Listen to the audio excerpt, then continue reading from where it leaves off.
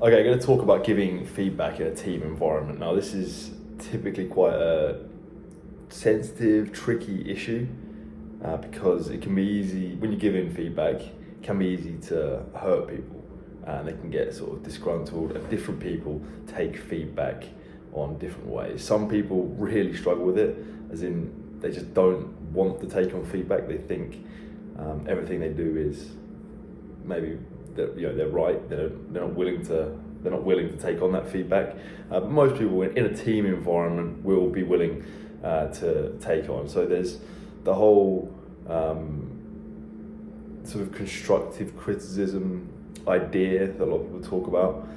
Now it's a bit cliche, but I think there's definitely a lot of value in it because the only way to improve is to work on your weaknesses, and sometimes you don't even really realize your weaknesses until they're pointed out with feedback from another team member or manager. So the tricky thing is balancing not trying to hurt someone with pointing out their flaws and things they've done wrong, but also you don't want to protect them too much and just constantly shower them with praise because they can sort of get complacent in that instance. So feedback can be positive or negative, constructive, destructive, but the constructive feedback, as in typically the best way to go about it is sort of finding something that is done well and then look on ways to point out something they've done well and then look on ways to build upon that.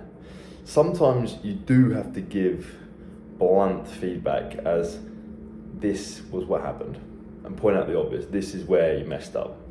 And sometimes it's harsh, but I think the way to do it, if I'm trying to give feedback to any of my team members, the way I always try and spin it is, how can we make this better? Not, this is why this was bad.